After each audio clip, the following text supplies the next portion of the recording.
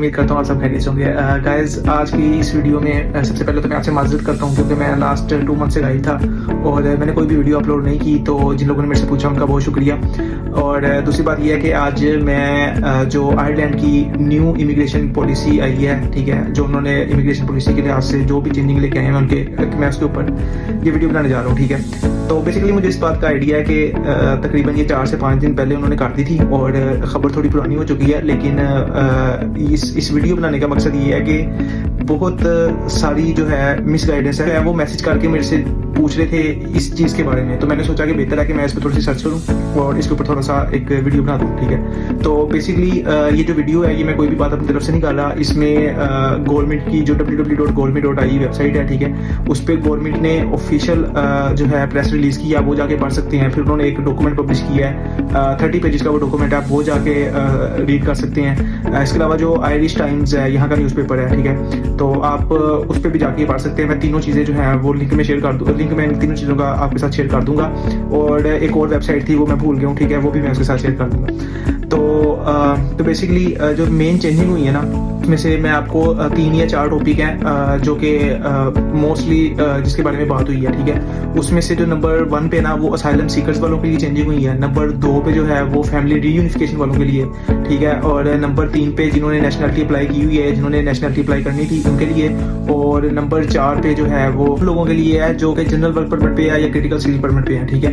अच्छा, तो अब इस वीडियो में मैं आपको एक और बता दूं कि मैं आपको इंशाल्लाह कंपैरिजन करके बताऊंगा कि जो भी चेंजिंग्स हुई हैं वो पहले क्या थे उनके रूल्स और अभी क्या हैं, ठीक है। तो सबसे पहले हम बात करते हैं असाइलम सीकर्स के लिए, ठीक है। तो असाइलम सीकर्स वालों के लिए कुछ गुड न्यूज़ नहीं है, ठीक है। तो पहली न्यूज़ ये है कि उन्होंने जो है वो कंट्रीब्यूट करना है अकोमोडेशन में, ठीक है। मतलब ये कि पहले जो है वो असाइलम सीकर्स वालों को फ्री में अकोमोडेशन मिलती थी गवर्नमेंट की तरफ से। तो अगर अभी उनको वर्क टू परमिशन मिल गया, ठीक है, और वो जॉब कर रहे हैं कहीं पे, ठीक है, क्योंकि जब वो जॉब कर रहे होते हैं तो उनका टैक्स काट रहा होता है, रेवेन्यू वालों के पास रिकॉर्ड होता है, तो आपको 10 से 40% जो है ना वो अकोमोडेशन का रेंट आपको पे करना होगा, ठीक है। तो ये एक अच्छी न्यूज़ नहीं है।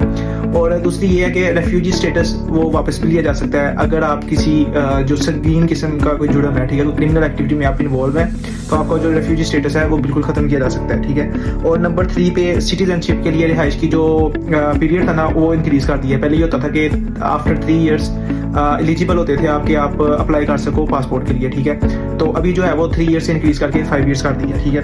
और फिर जो है वो एप्लीकेशन की जो प्रोसेसिंग टाइम है ना वो थोड़ा सा इंक्रीज किया है। ये तो पहले भी मैंने इसके ऊपर एक वीडियो बनाई हुई है। वो जो है पहले 6 to 12 मंथ्स लिखा होता था, उन्होंने कहा कि हम 3 to 6 मंथ्स में जो है वो इसको प्रोसेस को कंप्लीट करेंगे।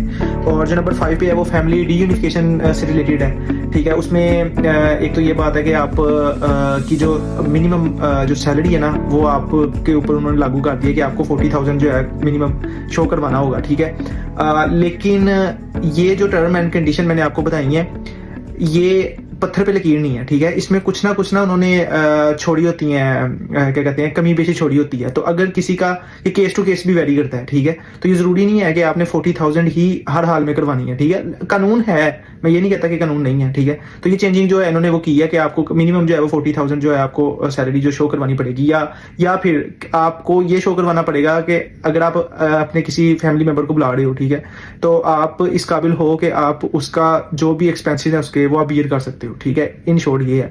तो असाइलम सीकर्स वालों के लिए यही 5 जो मेजर चेंजिंग थी वो मैंने आपको बता दी है, ठीक है। अच्छा गाइस, अब हम दूसरे नंबर पे बात करेंगे फैमिली रीयूनिफिकेशन की, ठीक है। तो पहले ये होता था कि आप जो है अपने वाइफ, बीवी, पार्टनर, स्पाउस, ठीक है, और बच्चों के अलावा आप अपने पेरेंट्स को भी बुला सकते थे, और आप जो है अपने चाचा, चाची, खाला, खालू इनको भी आप स्पॉन्सर कर सकते थे। किसी को पता नहीं है, ये मैं सच कह रहा हूँ, ये मजाक नहीं है। तो लेकिन वो केस टू केस वेरी करता है, ठीक है। तो लेकिन अभी जो चेंजिंग्स आ गई हैं इसमें आप सिर्फ अपने वाइफ और स्पाउस, पार्टनर, अपने पार्टनर, वाइफ या बच्चों के अलावा आप पेरेंट्स को भी स्पॉन्सर कर सकते हैं, लेकिन वो तकरीबन इम्पॉसिबल हो गया, ठीक है। तो उसमें एक तो ये है कि जो बच्चे हैं वो तकरीबन 18 साल से जो ज़्यादा एज का लड़का है उसको या बच्चा या बच्ची है उसको आप स्पॉन्सर नहीं कर सकते, ठीक है। और आप अपनी वाइफ को कर सकते हैं। और पेरेंट्स के लिए एक टर्म ये है कि 92,000 तक आपने उनको जो है अपनी इनकम शो करवानी है, ठीक है, तो जो कि इम्पॉसिबल ही नजर आता है। तो ये तकरीबन नामुमकिन हो गया। और ये है कि आपको 40,000 यूरो जो है वो इनकम शो करवानी पड़ेगी, ठीक है। लेकिन ये जनरल वर्क परमिट वालों के लिए नहीं है, तो वो परेशान ना हो। उसकी रीज़न ये है कि उनके लिए 30,000 ही है, ठीक है। और लोग ये समझते हैं कि जो जनरल वर्क परमिट है वो 34 पे मिलता है। बेसिकली मिलता 34 पे ही है, लेकिन कुछ कंडीशंस हैं, कुछ प्रोफेशन है उनमें 30,000 पे भी उन्होंने जो है वो जनरल वर्क परमिट दिया हुआ है। और अगर किसी को नहीं पता तो ये उसको मैं ये भी बता देता हूँ कि इंटर्नशिप परमिट भी होता है, ठीक है। तो वो आपको 18,000 पे भी मिल जाता है। तो बहरहाल जो जनरल वर्क परमिट वाले हैं उनके लिए टर्म एंड कंडीशन 30,000 ही है। वो एक खदशा था कि वो 40,000 कर देंगे उनके लिए, लेकिन उनके लिए 30,000 है। और क्रिटिकल स्किल वालों के लिए भी अच्छी जो गुड न्यूज़ है वो यही है कि उनके लिए कोई चेंजिंग नहीं की, वो फौरी अपने जो है स्पाउस को बुला सकते हैं यहाँ पे, ठीक है। और जो रेफ्यूजी जिनका स्टेटस रेफ्यूजी का है उनको 12 मंथ्स के अंदर अंदर अपनी स्पाउस या पार्टनर को बुलाने के लिए एप्लीकेशन देना होगी, और उसकी थोड़ी सी उन्होंने फीस रख दी है, तकरीबन 100 से 300 के दरमियान, ठीक है। तो ये है फैमिली यूनिफिकेशन वालों के लिए। और गाइज अब मैं बात करूंगा वर्क परमिट के हवाले से, ठीक है। तो पहले जैसे कि हमें पता है कि 3-4 वर्क परमिट है मोस्टली जो कि हमें मिलती हैं। वो जनरल वर्क परमिट है, क्रिटिकल स्किल वर्क परमिट है, और एक इंट्रा परमिट था, और इसी तरह एक और कोई परमिट था, वो उसका नाम नहीं मुझे याद। तो अभी जो है उन्होंने एक सीजनल वर्क परमिट जो है वो इंट्रोड्यूस करवाया है। तो वो बेसिकली आसानी है उन लोगों के लिए जो कि काम करने वाले हैं, ठीक है।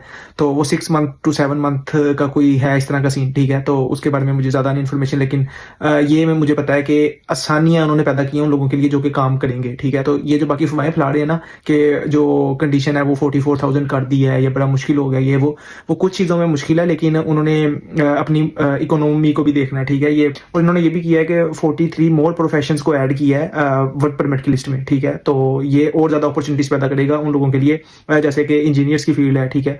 उसमें उन्होंने कुछ जो नहीं है वो ऐड कर दी हैं। मेट्रोलॉजिस्ट जो है उनके लिए उन्होंने आसानियाँ पैदा की हैं।